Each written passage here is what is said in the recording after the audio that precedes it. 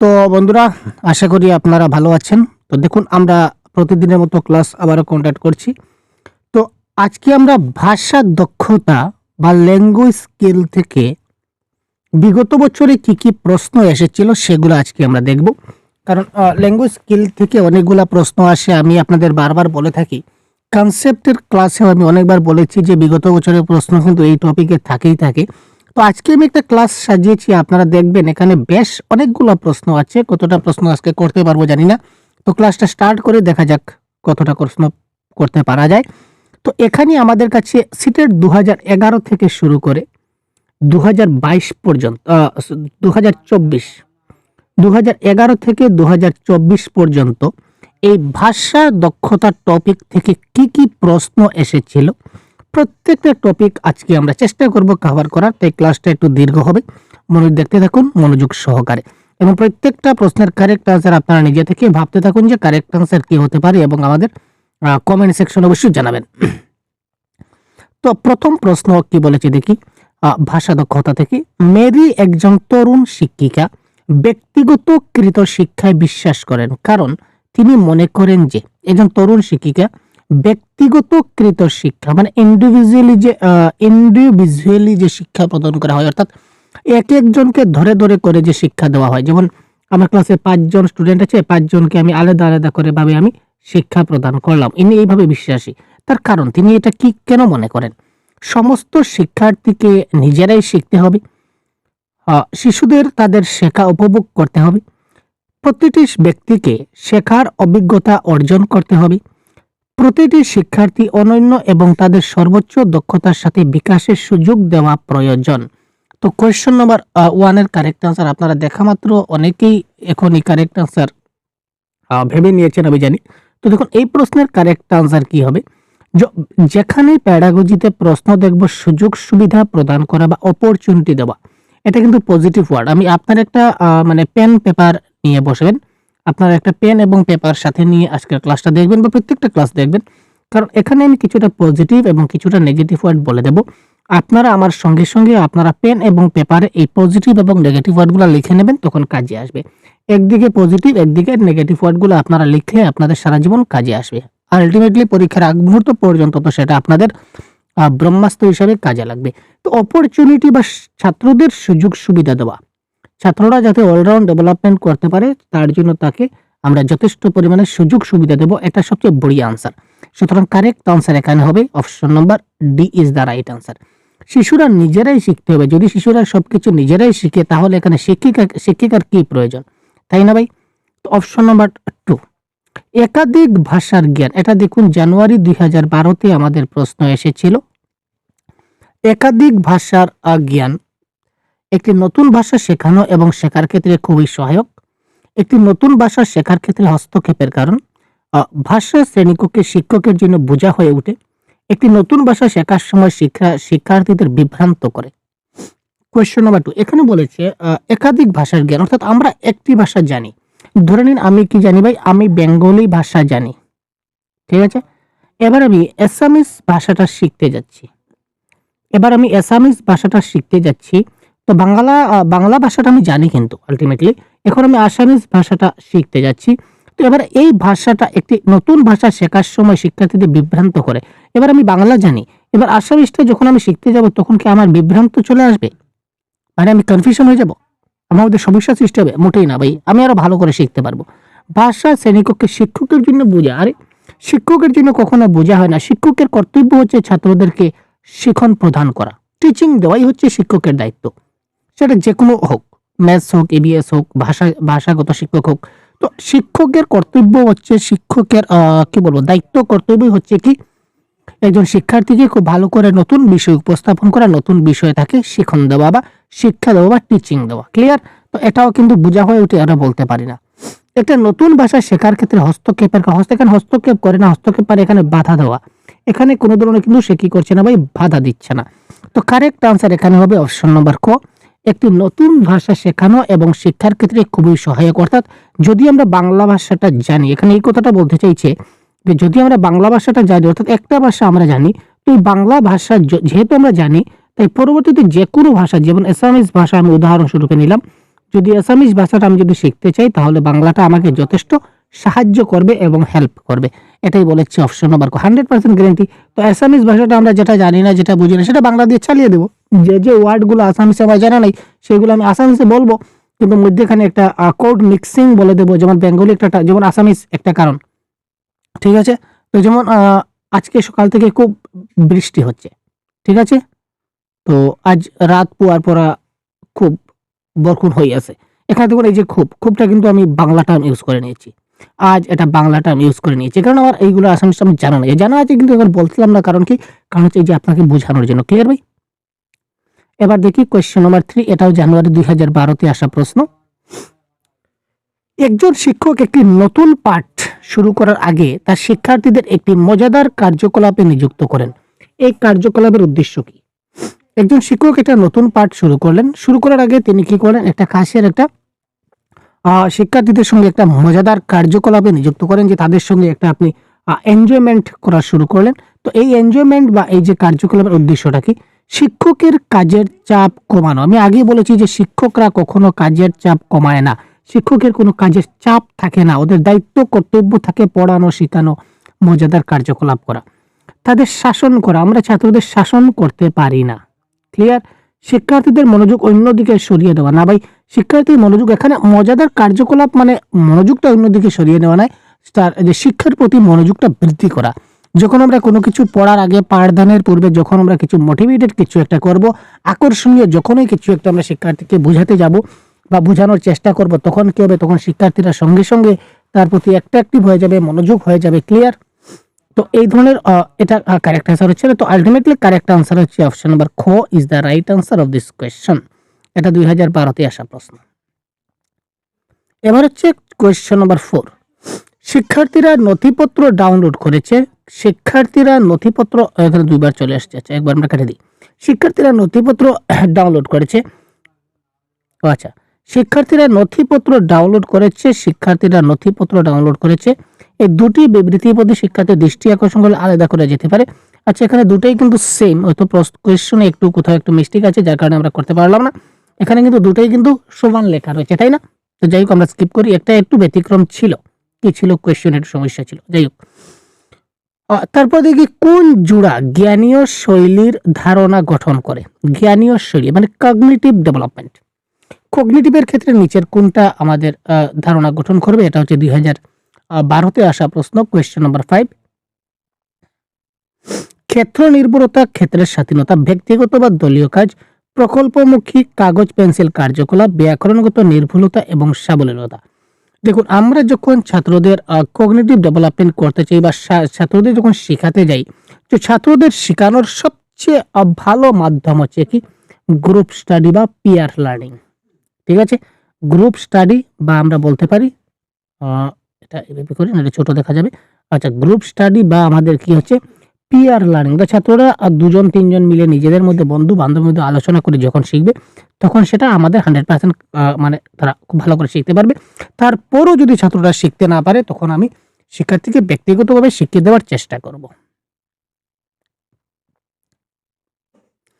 শিশুরা যখন শিশুরা প্রথম কথা বলতে শুরু করে, তখন এই যে প্রথম যে কথা বলে, প্রথম যেটা বাক্য বলে, এটা স্পিচ। এই প্রথম স্পিচ বাক্যে এটাকে কি বলা হয়? শিশুরা যখন প্রথম কথা বলতে শুরু করে, তখন আমরা তাকে কি বলি এক কথায়? যখন তারা প্রথম কথা বলে, বকবক, টেলিগ্রাফিক, ব্যতিক্রমিক ভাবে নরম নাকি বহুভাষিক? এটাকে আমরা কোয়েশ্চন নাম্বার 6 আমরা বলতে পারি যে শিশুরা কি করে? বকবক করে। ক্লিয়ার? ক্লিয়ার ভাই? বকবক মানে কি? অযথা অনেক, দেখুন শিশুরা অনেক সময় প্রথম যখন কথা বলতে শুরু করে, তখন অযথা অনেক কথা বলবে, যেটাকে আমরা বকবক বলতে পারি। ক্লিয়ার?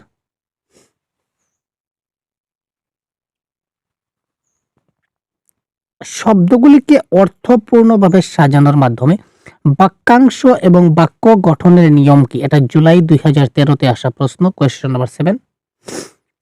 শব্দগুলিকে অর্থপূর্ণভাবে সাজানোর মাধ্যমে যে বাক্যাংশ এবং বাক্য গঠনের যেটা নিয়ম, তো এখানে আমরা কি করতে যাচ্ছি? এখানে আমরা দেখুন বাক্য গঠন করতে যাচ্ছি। তো বাক্য গঠন করা যেটা হবে, সেটাই বাক্য গঠনই হবে। বাক্য গঠনের যেটা নিয়ম, সেটা তো আমরা বাক্য গঠনই তো করবো, তাই না? সুতরাং কারেক্ট আনসার এখানে হবে অপশন নাম্বার 2। ভাষা শিক্ষার সময় একটি সমালোচনামূলক সময় হলো, ভাষা শিক্ষার ক্ষেত্রে সবচেয়ে সমালোচনামূলক সময় যেটা, ক্রিটিক্যাল যেটা সময়, এই সময়টা কোনটা? যে সময়কালে ভাষা অন্য যে কোনো সময়ের চেয়ে বেশি অক্ষর দিয়ে আয়ত্ত করা যায়। ক্লাসে একটা বিস্তৃত মূল্যায়ন হওয়ার আগে সময়ের দৈর্ঘ্য দেখা যায়। যে কোনো ভাষা প্রকল্পের জন্য সবচেয়ে প্রস্তুতিমূলক সময়। শিক্ষার্থীদের ভাষা ব্যবহারের নিবিড় অনুশীলনের জন্য বিশেষ সময় বরাদ্দ করা। কোয়েশ্চন নাম্বার 8 কারেক্ট আনসার কি হবে? যে সময়কালে আমরা কি করতে পারি, ভাষা অন্য যে কোনো সময়ের চেয়ে বেশি অক্ষর দিয়ে আয়ত্ত করা যায়, এটা হবে বিস্তৃত মূল্যায়ন। এখানে হচ্ছে না, আমরা সবসময় কি করব, ফরমেটিভ অ্যাসেসমেন্ট করব। আর ভাষা শিক্ষার জন্য এখানে ভাষা প্রকল্প ইউজ করলে প্রসেসটা অনেক দীর্ঘ লং প্রসেস হয়ে যায় এবং সময় বরাদ্দ আমরা করতে পারি না। যেমন এটা তুমি 1 ঘন্টার মধ্যে পড়ো, এই ধরনের সময় বরাদ্দ করা যায় না। সুতরাং কারেক্ট আনসার এখানে অপশন নাম্বার এ। ঠিক আছে, যে সময়কালে ভাষা অন্য যে কোনো সময়ের চেয়ে বেশি অক্ষর দিয়ে আয়ত্ত করা যায়, এটা হচ্ছে ক্রিটিক্যাল মূলক থিঙ্কিং। কারণ ভাষা শিখতে গেলে ভাষার তো অক্ষরগুলো আমাকে জানতে হবে, তাই না?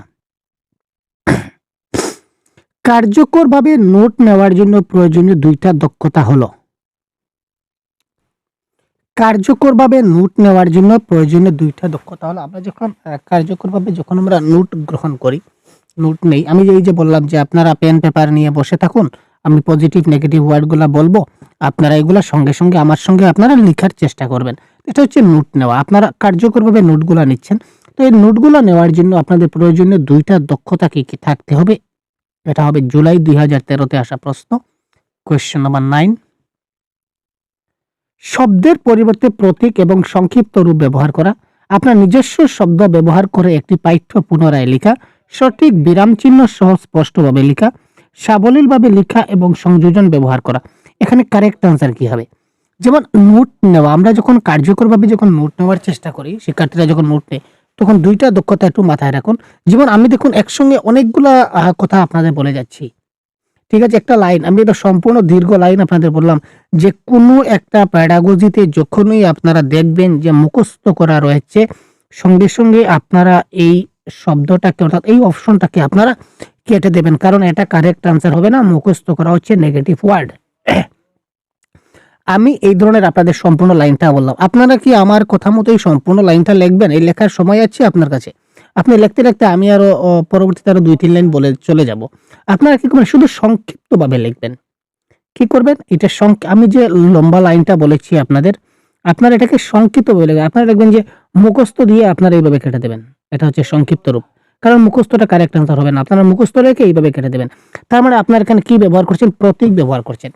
তো সেই প্রতীক ব্যবহার করা এবং সংক্ষিপ্ত রূপ ব্যবহার করা আপনাদের কারেক্ট আনসার। আবার যদি আমি বলি যে কোনো একটা বাক্যে অর্থাৎ প্যাডাগজির কোনো একটা আনসারে আপনারা যদি দেখুন যে ছাত্রদের সঙ্গে আলাপ আলোচনা করতে দেখা যায়, তখন সেটা আমাদের কারেক্ট আনসার হবে, সেটা একটা পজিটিভ ওয়ার্ড। আপনারা কি করবেন, ডিসকাস কিংবা ডিসকাশন লিখে তার পাশে একটা এই ধরনের টিক মার্ক দিয়ে দেবেন, মানে আপনারা কি একটা প্রতীক ব্যবহার করছেন। ঠিক আছে না? তো এটা হচ্ছে নোট নেওয়ার সবচেয়ে বেহতর তরিকা দোস্ত।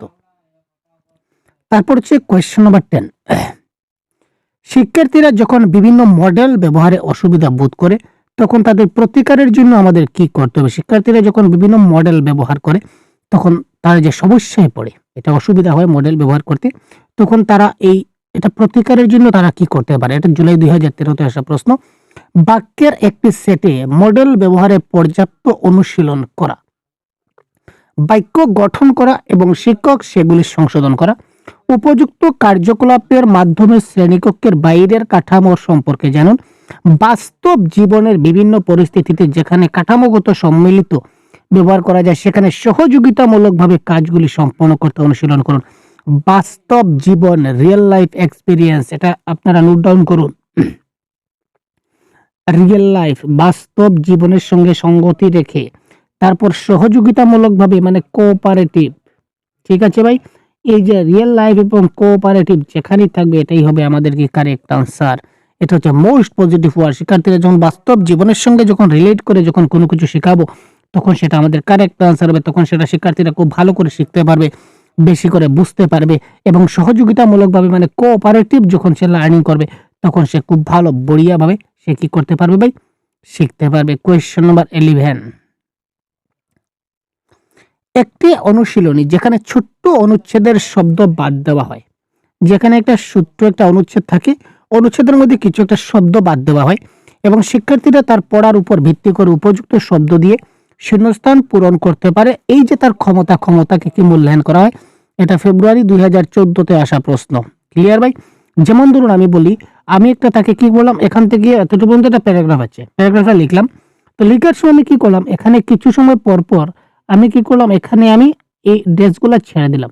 এই জায়গাতে কিছু আমি লিখিনি, এটা শূন্যস্থান ব্ল্যাঙ্ক আমি ছেড়ে দিলাম। এবার কথা হচ্ছে, এই যে খালি জায়গায় কি বসবে, খালি জায়গায় কি বসবে, এটা শিক্ষার্থীরা এই প্যাসেজটা পড়ে নিজে নিজে অনুমান করতে হবে যে এই শূন্যস্থান পূর্ণগুলোকে আমাকে কি বসাতে হবে। এই যে তার ক্ষমতা, এটা এখানে কি বসে, এই ক্ষমতা তার মধ্যে আছে কিনা না, এটা বুঝতে গেলে যে মূল্যায়নটা দরকার, এটা কি ধরনের মূল্যায়ন, বোঝা, সারসংক্ষেপ, নতুন শব্দ ব্যবহার, না শব্দের বানান। এখানে কারেক্ট আনসার কি হবে? Question number 11। খুব তাড়াতাড়ি করুন। দেখুন এখানে এই প্যাসেজের মধ্যে এই সম্পূর্ণটা প্যাসেজ থেকে এই শূন্যস্থানে কি বসবে, এটা আমাকে বলতে গেলে, বা এটা আমি মানে এই এই যে শূন্যস্থানটা যদি আমি পূরণ করতে চাই, তখন এই প্যাসেজে কি বলা হয়েছে সেটার সম্বন্ধে আমাকে খুব ভালোভাবে আন্ডারস্ট্যান্ডিং হতে হবে, আমাকে খুব ভালোভাবে বুঝতে হবে জিনিসটা। এই কনসেপ্ট আমার ক্লিয়ার হতে হবে, তারপরেও আমি শূন্যস্থানে কি বসবে সেটা আমি বসাতে পারবো। তার মানে এখানে বোঝা ইজ দ্য রাইট। বোঝা বলে এখানে যে ভার বোঝা বহন করা, এটা নয়। বোঝা মানে এখানে আন্ডারস্ট্যান্ডিং এর কথা বলা হচ্ছে, যে আমাকে এই জিনিসটাকে আন্ডারস্ট্যান্ডিং করতে হবে, তারপর আমি এখানে কি বসবে সেটা আমি কি করে আমি সেটা বলতে পারবো। শিক্ষকরা বিমূর্ত ব্যাকরণগত পরিভাষাগুলিকে রহস্যমুক্ত করতে পারেন, যাতে শিক্ষার্থীরা মাধ্যমে লিখতে পারে। শিক্ষকরা কি করেন, বিমূর্ত যে ব্যাকরণগত পরিভাষা আছে, ব্যাকরণগত পরিভাষা কিছুটা বিমূর্ত, সেগুলো রহস্যমুক্ত করতে পারে, যাতে শিক্ষার্থীরা বিভিন্ন ধরনের লিখতে পারে। সেটা কি হতে পারে? নির্দিষ্ট কাঠামোর স্পষ্ট লেখা, ভাষার কথ্য এবং লিখিত রূপের পৃথকীকরণ, কথ্য ভাষাকে লেখার সঙ্গে সংযুক্ত করা, শুধুমাত্র ব্যাকরণগত ত্রুটির উপর ঘন ঘন প্রতিক্রিয়া। কোয়েশ্চেন নাম্বার 12, এখানে প্রথমে আমি দেখি পৃথকীকরণ মানে সেগ্রিগেশন, এটা হচ্ছে নেগেটিভ ওয়ার্ড, আপনারা লিখে রাখুন ভাই। পৃথকীকরণ যখন হবে সেটা কারেক্ট আনসার হবে না, এটা কাটলাম। শুধুমাত্র যখনই থাকবে, অনলি যখনই থাকবে, এবং ঘন ঘন পরীক্ষা, ঘন ঘন প্রতিক্রিয়া যখন থাকবে, এটা হবে রং, এটাও কারেক্ট আনসার হচ্ছে না। এই দুইটা অপশন কাটলাম। নির্দিষ্ট কাঠামোর স্পষ্ট লেখা, তো সে সবসময় যে নির্দিষ্ট কাঠামোয় লিখবে, লেখার তো অনেক পদ্ধতি আছে, তাই না? লেখার অনেক, আমরা বলি না যে কথার আছে অনেক বাণী যদি কথা কইতে জানি, ঠিক আছে, তাই না? কথার আছে অনেক বাণী যদি কথা কইতে জানি, তো ঠিক সেইভাবে লেখার আছে অনেক ধরন যদি আমরা লিখতে নরম নয়, আমরা লিখতে গরম, ঠিক আছে? লেখার আছে অনেক ধরন যদি আমরা লিখতে গরম। তো লেখার অনেক সিস্টেম আছে, লেখার অনেক প্রসেস আছে। শুধুমাত্র একটা নির্দিষ্ট একটা কাঠামো অনুযায়ী যদি আমরা লিখি, তাহলে কিন্তু আমরার মধ্যে যে ক্রিয়েটিভিটি সেটা কিন্তু আসবে না, বিমূর্ত ধারণা চলে যাবে না। সুতরাং সেটাও কারেক্ট আনসার হচ্ছে না।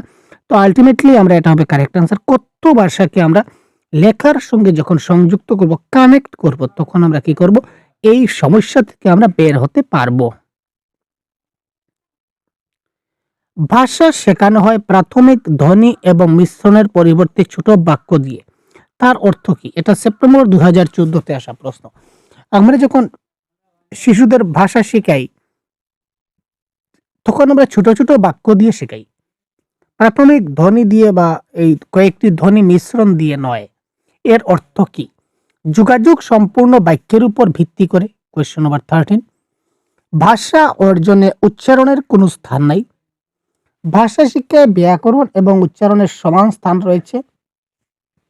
ব্যাকরণ যোগাযোগের একটি গুরুত্বপূর্ণ ভিত্তি। প্রথমে আমরা অপশনগুলো এলিমিনেট করা শিখি। যখনই আমরা এলিমিনেট করে দেব, তখন কারেক্ট আনসার আমাদের ঝট করে বেরিয়ে আসবে। যোগাযোগ সম্পূর্ণ বাক্যের উপর নির্ভর করে না, বাক্য ছাড়াও কিন্তু আমরা যোগাযোগ করতে পারি। ক্লিয়ার না? সুতরাং এটা কারেক্ট আনসার হচ্ছে না। এবার আপনারা বলবেন যে স্যার বাক্য ছাড়া আমরা যোগাযোগ কি করে করব? ঠিক আছে, আমি আপনাকে আমরা যে বলি না, শর্টকাটে বলি যে ইশারা, একটা শব্দ নাম শুনেছেন তো, ইশারা। আমরা কিন্তু ইশারার মাধ্যমে আপনাকে অনেক কিছু বোঝাতে পারি, ঠিক আছে?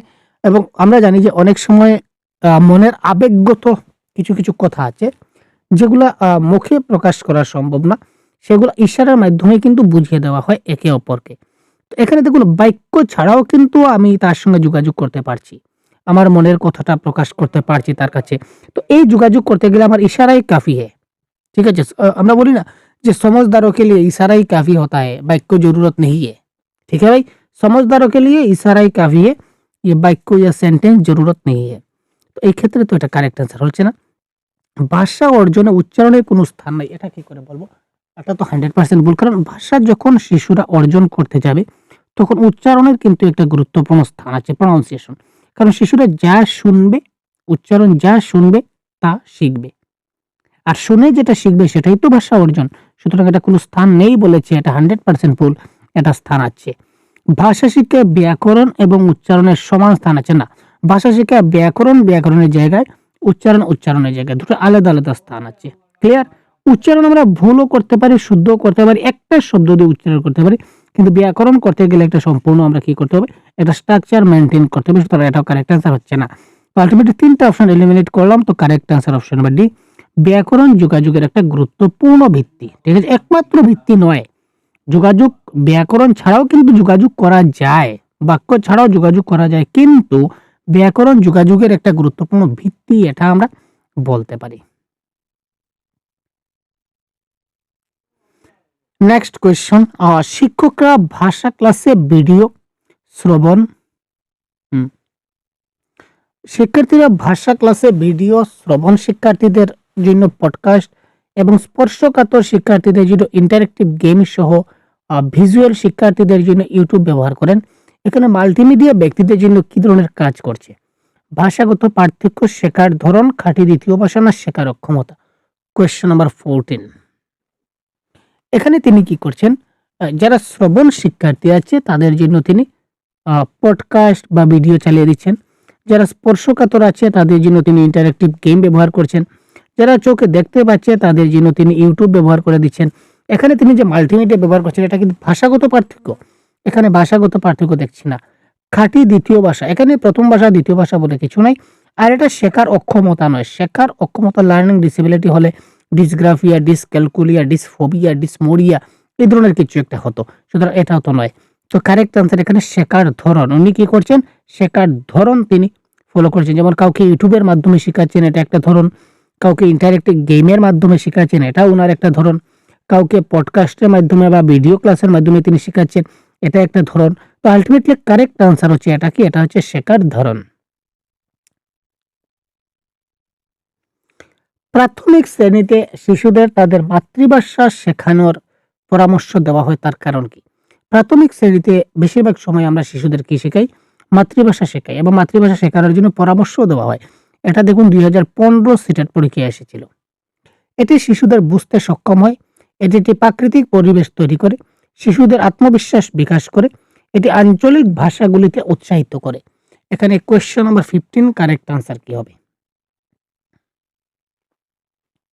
মাতৃভাষার মাধ্যমে যখনই আমরা শেখাই ছোট্ট শিশু, ছোট্ট শিশু, সুতরাং সে এই ভাষাটা খুব সহজে কি করতে পারে? বুঝতে পারে। সে ঘরে মাতৃভাষা অলরেডি শিখছে। তো প্রাথমিক শ্রেণীতে ভর্তি হয়েছে, এবার তাকে যদি অন্য ভাষায় আমরা ট্রিটমেন্ট দেওয়া শুরু করি তখন কিন্তু তার ক্ষেত্রে একটা কঠিন হয়ে দাঁড়াবে, একটা মানে বাধা হয়ে দাঁড়াবে। সুতরাং একদম ছোট থেকে যদি তাকে মাতৃভাষা শেখানো হয় তো তার মাতৃভাষাটা মজবুত হলে নাম্বার 1, নাম্বার 2 তার বুঝতেও কোনো ধরনের অসুবিধা বা সমস্যা হলো না। নিম্নলিখিতগুলির মধ্যে কোনটি মৌলিক আন্তঃব্যক্তিক যোগাযোগ দক্ষতা? দেখুন এটাও কিন্তু ল্যাঙ্গুয়েজ স্কিলের প্রশ্ন। আমরা বিআইসিএস এবং সিএএলপি নিয়ে আমরা কনসেপ্টের ক্লাস দিয়ে দিয়েছি। দেখে না থাকলে আপনারা দেখে নেবেন। ক্লিয়ার ভাই? পরীক্ষার সময় সহপাঠীদের কাছে একটি পদ্ধতি ব্যাখ্যা করা, শ্রেণীকক্ষে একটি ছোট ছোট দলে একটি গল্পের উত্তর আলোচনা করা, বক্তৃতা বা বক্তৃতার সময় নোট নেওয়া, অবসর সময় সহপাঠীদের সাথে আলোচনায় পালা নেওয়া। তো কোয়েশ্চন নাম্বার 16, আমরা অনেক সময় বলেছিলাম যে আমরা ডেইলি লাইফে যে সকল কথাবার্তা বলি, ডেইলি লাইফে নরমালি অর্থাৎ ইনফর্মালি, আমরা বলতে পারি ফর্মাল নয়, ইনফর্মালি আমরা যে ভাষাগুলা ব্যবহার করি এটাই হচ্ছে বিআইসিএস। এবং ফর্মালি যে ভাষাগুলা ব্যবহার করি যেমন স্কুল কলেজে ছাত্রের সঙ্গে বা পাঠ্যপুস্তকের যেগুলা বই শিক্ষকের সঙ্গে যেভাবে কথাবার্তা বলি, এইগুলা সবগুলা হচ্ছে ক্যাল্প, মানে CLP। ঠিক আছে। আর BICS হচ্ছে কি, আমরা ডেইলি যে কথাবার্তা বলি, যেমন অবসর সময় আমরা সহপাঠী বা ক্লাসমেটের সঙ্গে যে কথাবার্তা বলি, এটা কি ফর্মালি বলি না ইনফর্মালি? আরে তুই কি করছিস? আরে তোকে তো অনেকদিন থেকে দেখি না ভাই, কি যে হলো তোর? তোর সঙ্গে তো দেখাই হয় না এখন। আচ্ছা বল, কি হচ্ছে? এই যে কথাগুলো, এগুলো হচ্ছে ইনফর্মালি কথা, এবং এইগুলো আমরা সহপাঠীদের সঙ্গেই বলতে পারি। ঠিক আছে না? তো অবসর সময় সহপাঠীদের সঙ্গে এই ধরনের আলাপ আলোচনা, এটা হচ্ছে BICS। এবার আপনারা বলবেন, স্যার সহপাঠী তো এখানেও আছে, তাহলে এটা হলো না কেন? এটা দেখুন, পরীক্ষার সময় একটা পদ্ধতি ব্যাখ্যা করা। তো যখন আমি একটা পদ্ধতি ব্যাখ্যা করবো, একটা প্রসেস আমি একটা বন্ধুকে বলবো, তখন সেটা হবে ফর্মাল। আর যখনই ফর্মাল হয়ে যাবে, তখন সেটা হবে ক্যাল্প। আর এটা বলেছে আলাপ আলোচনা, মানে ইনফর্মাল, তার সঙ্গে কিছু কথাবার্তা বলা। লেখা একটা কি এবং একটি নয়, এটা মনে রাখবেন। লেখা হচ্ছে একটা প্রক্রিয়া, প্রসেস। এটা কোনো পণ্য নয়। লেখা, writing is a process, it is not a পণ্য। ক্লিয়ার? নিষ্ক্রিয় কণ্ঠে বাক্য সম্পর্কে নিম্নলিখিত কোনটি সত্য নয়? এটা ফেব্রুয়ারি 2015-তে আসা প্রশ্ন। নিষ্ক্রিয় কণ্ঠে যে কোনো ঘোষণামূলক বাক্যকে নিষ্ক্রিয় করা যেতে পারে। Question number 18। নিষ্ক্রিয় বাক্যে ক্রিয়াপদ সর্বদা নিখুঁত কণা আকারে থাকে। এটা সাধারণত ব্যবহৃত হয় যেখানে বিষয় লুকানো থাকে, স্পষ্ট নয় এবং তাৎপর্য নয়। অকর্মক ক্রিয়াপদের বাক্যগুলিতে নিষ্ক্রিয় করা যাবে না। এটা কারেক্ট অ্যান্সার হবে নিষ্ক্রিয়। সক্রিয় এবং নিষ্ক্রিয়। নিষ্ক্রিয় মানে যেটা কোনো কাজের না। তো যে কোনো ঘোষণামূলক বাক্যকে আমরা কি করতে পারি? আমরা নিষ্ক্রিয় করে দিতে পারি, পরবর্তী বলতে পারি যে এটা তো মিস্টেক হয়েছিল, তো এটা এই ধরনের, এটা এই ধরনের হবে বলে আমরা সঙ্গে সঙ্গে পরিবর্তন করে দিতে পারি। এখানে দেখে নেওয়া যাক কোয়েশ্চন নম্বর 19 কি বলেছে। একটি ভূমিকা নাটকের শেষে একজন ছাত্র বলল, এই সংবাদ প্রতিবেদনটি প্রতিবেদক অংশু এবং ক্যামেরাম্যান প্রিয়া উপস্থাপন করেছে। এই যেটা প্রতিবেদনটা ছিল, এটা প্রতিবেদক অংশু এবং ক্যামেরাম্যান প্রিয়া এরা উপস্থাপন করেছে। শিক্ষক বলেন যে ক্যামেরাম্যানের পরিবর্তে তোমার ক্যামেরা পার্সন বলা উচিত।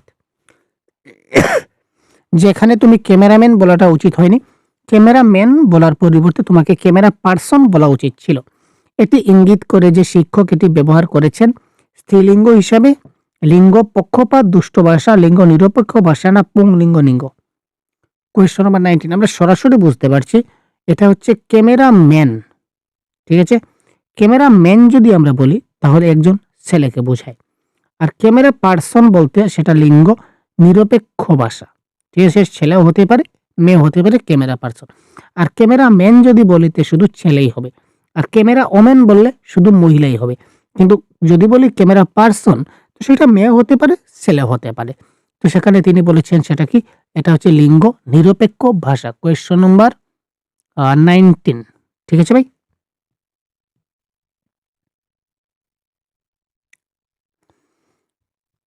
কোয়েশ্চন নম্বর 20। দ্বিতীয় ভাষায় কথা বলা শেখার সাথে, এটা সেপ্টেম্বর 2015-তে আসা প্রশ্ন। দ্বিতীয় ভাষায় যখন কথা বলা হয় তখন উচ্চারণ জড়িত নয়। কেন ভাই? এটা উচ্চারণ তো রয়েছে, যে কোনো ভাষা শিখতে গেলে তার তো উচ্চারণ থাকবে। সাংস্কৃতিকভাবে আবদ্ধ কথা বলার ঘটনা, ইয়েস সাংস্কৃতিক থাকে। দ্বিতীয় ভাষার ব্যাকরণগত জ্ঞান, তাত্ত্বিক জ্ঞান, এগুলোর একটা কারেক্ট আনসার হবে। দ্বিতীয় ভাষা যখন শিখবো তখন সাংস্কৃতিকভাবে সেটা আবদ্ধ থাকে বলার ঘটনায়। তো question number 20 is the right answer, option number B. একজন শিক্ষিকা কি করলেন? প্রথম শ্রেণীর শিক্ষার্থীদের বিভিন্ন দলে বিভক্ত করলেন এবং প্রত্যেককে একটি ছোট গল্প দিয়েছিলেন। একজন শিক্ষিকা পঞ্চম শ্রেণীর শিক্ষার্থীদের বিভিন্ন দলে ভাগ করলেন এবং প্রত্যেককে একটি ছোট ছোট গল্প দিয়েছিলেন। তারপর তিনি গল্পটি কল্পনা করতে, আলোচনা করতে এবং একটি ভিন্ন সমাপ্তি সহ লিখতে বললেন। এই কার্যকলাপে শিক্ষক তাদের বিকাশ করছেন। কিরকম বিকাশ করছেন? নির্দেশিত লেখা, সৃজনশীল লেখা, পণ্য লেখা না নিয়ন্ত্রণ লেখা?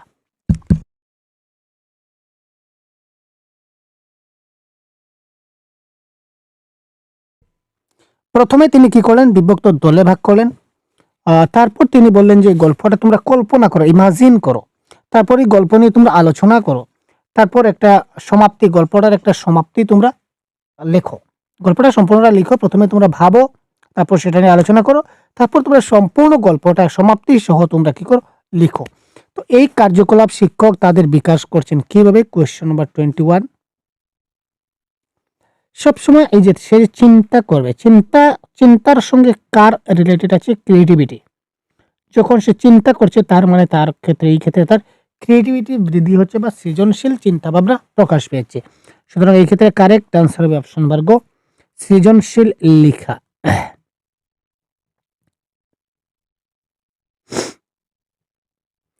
ভাষা শেখার জন্য নিম্নলিখিতগুলির মধ্যে কোনটি সবচেয়ে গুরুত্বপূর্ণ পূর্ব শর্ত, আগের শর্ত? ভাষা শেখার জন্য শিশুদের প্রেরণা দিতে হবে। শেখার জন্য ভাষাটির লক্ষ্য এবং উদ্দেশ্যের একটা তালিকা প্রস্তুত করতে হবে। Question number 22। ভাষা শেখার জন্য শিশুদের একটা ভালো পাঠ্যপুস্তক প্রদান করতে হবে। পাঠ্যপুস্তক না হলেও চলে ভাই, ভাষা শিখতে গেলে পাঠ্যপুস্তক ম্যান্ডেটারি, সেটা থোড়েই না হলো। শিক্ষা দানের সময় কাঠামোগত পরিস্থিতি পদ্ধতি ব্যবহার, যে কোনো পরিস্থিতি হতে পারে, কাঠামোগত হতে পারে, নন কাঠামো হতে পারে, এটা টোটালি শিক্ষকের উপর ডিপেন্ড করছে। তো দুটো অপশন আমরা আলটিমেটলি এলিমিনেট। তো পূর্ব সূত্র মানে প্রথম যেটা ধাপ সেটা কি? সেটা হচ্ছে প্রেরণা বা মোটিভেশন। আমরা ছাত্রদের যখনই আমরা যদি মোটিভেশন না করি, আমরা দেখুন লক্ষ্য বা উদ্দেশ্য এটাও কিন্তু প্রথমে করতে হবে, কিন্তু যদি আমরা ছাত্রদের প্রথমে মোটিভেট না করি, আমি কি বলবো, আমি কিভাবে শেখাবো, ছাত্ররা যদি আমার কথাটা খুব ভালোভাবে মানে শিখতে আগ্রহী না হয়, বুঝতে আগ্রহী না হয়, ইন্টারেস্টেড না হয়, সে যদি মোটিভেটেড না হয়, তাহলে আমি আমার লক্ষ্য এবং উদ্দেশ্যে কখনো পৌঁছাতে পারবো না। তার জন্য কারেক্ট আনসার অপশন নাম্বার 1, ভাষা শেখার জন্য শিশুদের প্রেরণা সবের প্রথমে থাকতে হবে। দ্বিতীয় ভাষা হিসাবে ইংরেজি শেখার সময় কি হবে? এটা ফেব্রুয়ারি 2016-তে আসা প্রশ্ন। দ্বিতীয় ভাষা হিসাবে ইংরেজি শেখার সময় শিক্ষার্থীদের মাতৃভাষা ব্যবহার করা উচিত নয়। কোয়েশ্চন নম্বর 23। যখন আমরা দ্বিতীয় ভাষা শিখবো ইংরেজি ভাষা, তখন এখানে মাতৃভাষা কি করবে? সেটা কিচ্ছু করবে না, সুতরাং আছে এটা আপাতত থাক। L2 শেখার ক্ষেত্রে মাতৃভাষা কোনো ভূমিকা নাই, এটা বলতে পারি না, 100% ভূমিকা আছে। মাতৃভাষার ব্যবহার সেই দ্বিতীয় ভাষা শিখনে সাহায্য করে বা সুবিধা করে, এটা 100% কারেক্ট আনসার। মাতৃভাষায় বাধা সৃষ্টি করে মোটেই না। তো আমরা যেহেতু একটা ভাষা যেহেতু জানি, ধরেন আমি বাংলা ভাষাটা জানি, এটা আমার মাতৃভাষা, তো এটা যদি জানি, তারপর আমি যখন ইংরেজি ভাষা শিখতে যাব দ্বিতীয় ভাষা, তখন আমাকে কি করবে? এই বাংলা ভাষাটা ইংরেজি ভাষা শিখনে আমাকে সাহায্য করবে বা আমাকে অনেক সুবিধা প্রদান করবে। কারণ অনেক সময় আমরা এখনো যে শব্দগুলো আমরা মানে সম্পূর্ণ অনেক কঠিন যদি একটা বাক্য হয়, সেটা যদি আমরা ট্রান্সলেট করতে না পারি, তখন আমরা সেগুলোকে বাংলায় ট্রান্সলেট করে সেটাকে বোঝার চেষ্টা করি। প্রাথমিক স্তরে শিক্ষার্থীদের তাদের মাতৃভাষা শেখানোর জন্য নিম্নলিখিত কোনটা সত্য নয়? এটা বলতে হবে। এটা সেপ্টেম্বর 2016-তে আসা প্রশ্ন। এটি শিখন সহজ করে তোলে, এটি শিশুর বৌদ্ধিক বিকাশে সহায়ক, এটি শিশুদের প্রাকৃতিক পরিবেশে শেখার ক্ষেত্রে সহায়তা করে, শিশুদের আত্মবিশ্বাস বিকাশ করে।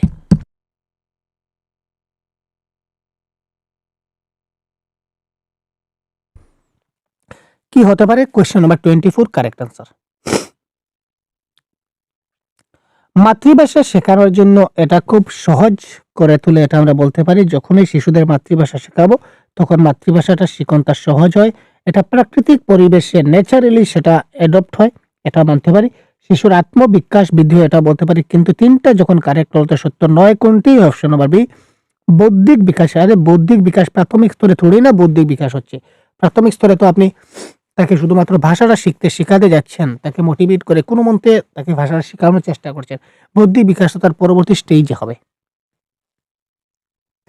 যোগাযোগমূলক ভাষা শিক্ষাদানে জোর দেওয়া হয়। Communicative language skill. September 16। Form, লেখা, ব্যাকরণগত দক্ষতা না ভাষা ব্যবহার? তো কোয়েশ্চন নাম্বার 25। যোগাযোগমূলক ভাষা শিক্ষাদানে জোর দেওয়া উচিত কিসে ভাই? ভাষার ব্যবহারে, যে ভাষাটা আমি কিভাবে ব্যবহার করব। তো কারেক্ট আনসার হচ্ছে ভাষার ব্যবহার is the right answer of this question. লেখার শেষ ধাপ কি? নির্দেশিত লেখা, মুক্ত লেখা, উন্নত লেখা না নিয়ন্ত্রিত লেখা? Question number 26। লেখার সবচেয়ে প্রথম ধাপ কোনটি? সেটা আপনার জানা দরকার, পরীক্ষায় আসতে পারে।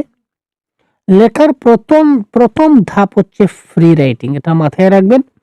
লেখার প্রথম ধাপ হচ্ছে ফ্রি রাইটিং, পরীক্ষায় আসতে পারে যে এবার শেষ ধাপ এসেছে, পরবর্তীতে প্রথম ধাপ আসতে পারে, কি গ্যারান্টি আছে? তো প্রথম ধাপ হচ্ছে কি ফ্রি রাইটিং, অর্থাৎ শিশুরা প্রথমে মুক্ত লেখায় শুরু করে। মুক্ত লেখা মানে শিশুরা ধরে নিন এইভাবে এইভাবে কি কি কি একটা, এই দেখুন কি একটা করছে, আমাদের কাছে কোনো মানে নাই, কিন্তু শিশুর কাছে কিন্তু এটা একটা গুরুত্বপূর্ণ মানে রয়েছে। তারপর শেষ ধাপ হচ্ছে উন্নত লেখা, বা আমরা যদি বলি অ্যাডভান্সড রাইটিং। ক্লিয়ার? শেষ ধাপ যদি বলে সেটা হবে উন্নত, আর প্রথম ধাপ যদি বলে সেটা হবে মুক্ত, খোলা লেখা। বর্ণানুক্রমিক পদ্ধতি হলো বর্ণানুক্রমিক, বর্ণ থেকে ক্রম যাব। মনে রাখবেন, বর্ণ থেকে আমরা যখন ক্রমে যাচ্ছি তখন কারেক্ট আনসার কোয়েশ্চন নম্বর 27, এখানে প্রথমেই অক্ষর, তারপর শব্দ, তারপর বাক্য, তারপর অনুচ্ছেদ। ঠিক আছে, এখানে প্রায় সবগুলোই সেম হয়ে গেছে। যাই হোক, তো এই ক্ষেত্রে এটা হবে কারেক্ট আনসার, বা যে কোনো অক্ষর, শব্দ, বাক্য, অনুচ্ছেদ, অক্ষর, শব্দ, বাক্য, অনুচ্ছেদ, এই সবগুলো যে কোনো একটা কারেক্ট। অপশনে একটু সমস্যা হয়েছিল। যাই হোক, বহুবিধ বুদ্ধিমত্তার তত্ত্ব, মাল্টিপল ইন্টেলিজেন্স থিওরির প্রেক্ষাপটে এখানে দুইটা বুদ্ধিমত্তা ভাষার সঙ্গে জড়িত। এটা 2019-এ প্রশ্ন এসেছিল যে কোন দুইটি বুদ্ধিমত্তা ভাষার সঙ্গে সম্পর্ক, ভাষার সঙ্গে রিলেটেড। এখানে কারেক্ট আনসার 28। যখন বহুবিধ বুদ্ধিমত্তা তত্ত্ব চলে আসছে তখন আমাদের জানতে হবে যে কোনটা আমাদের ভাষার সঙ্গে সম্পর্কিত। মনে রাখবেন, ভাষাগত এবং মৌখিক বুদ্ধিমত্তা, একটা ভাষাগত বৌদ্ধিকতা আছে, বুদ্ধিমত্তা আছে, এবং একটা মৌখিক বুদ্ধিমত্তা আছে। এটা হবে এই ক্ষেত্রে কি কারেক্ট আনসার। শ্রেণীকক্ষে মাতৃভাষাকে বাদ দেওয়া পদ্ধতির বৈশিষ্ট্যটা কি? শ্রেণীকক্ষে মাতৃভাষাকে যে বাদ দেওয়া হয়, মাতৃভাষাকে কোথায় বাদ দেওয়া হয়, যে পদ্ধতি, এই পদ্ধতিকে আমরা কি বলতে পারি? এটা 2019-এ আসা প্রশ্ন, 29। তো এটাকে বলা হয় ডাইরেক্ট মেথড।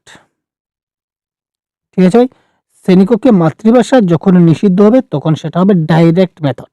তো ডাইরেক্ট মেথড এখানে মানে নির্দেশিকা বা নির্দেশ মেথড। ডাইরেক্ট মানে এখানে নির্দেশিকার কথা বলা হচ্ছে, ইনস্ট্রাকশনের কথা বলা হচ্ছে। সুতরাং এই মেথডে আমাদের মাতৃভাষাকে বাদ দেওয়া হয়েছে। ভাষার অর্থের স্তর নিয়ে কাজ করে, এটা কি? কথোপকথন, এর বাক্য গঠন আইন, শব্দার্থবিদ্যা না সমষ্টি? যেহেতু অর্থের স্তর নিয়ে আলোচনা করে, অর্থের স্তর মানে কি মিনিং, অর্থের স্তর নিয়ে মানে কি অর্থের মিনিং। ভাই কি বলেছে? অর্থের মিনিং মানে কি শব্দের অর্থ। ঠিক আছে, শব্দের অর্থ। তো শব্দের অর্থ মানে কি শব্দার্থ। শব্দার্থবিদ্যা is the right answer of this question. দেখলেন ভাই, বাই হাত কাকেল। ঠিক আছে, তো আজকে এটি এমন এক ধরনের লেখা যেখানে শিক্ষক পরিস্থিতি প্রদান করেন এবং শ্রেণীতে এটি প্রস্তুত করতে সহায়তা করেন। শিক্ষক শিক্ষার্থীদের প্রতিক্রিয়া, দিক নির্দেশনা এবং ধারণার সম্প্রসারণ ক্রমাগত প্রদান করেন। তো এটা কারেক্ট আনসার কি হবে, এটা আপনারা কমেন্ট বক্সে জানান। তো তার পরবর্তী ক্লাসে আমরা পার্ট 2 নিয়ে আসব। পার্ট 2 তে আরো 30টি প্রশ্ন থাকবে এই সেম টপিকের উপর। এটা আমরা প্রথম টপিক ডিসকাস করলাম, এবার 30টা প্রশ্ন। পরবর্তী সময় আমরা পার্ট 2 নিয়ে আসব। এই পার্ট 2-তে এই টপিকের আরো 30টা প্রশ্ন এই টপিকে আপনারা পাবেন। তো এইভাবে প্রত্যেকটা টপিক ওয়াইজ আমরা ক্লাস কভার করার চেষ্টা করছি। আপনারা মনোযোগ সহকারে দেখতে থাকুন এবং পরীক্ষার জন্য প্রস্তুতিটা মজবুত করুন। ধন্যবাদ। জয় হিন্দ।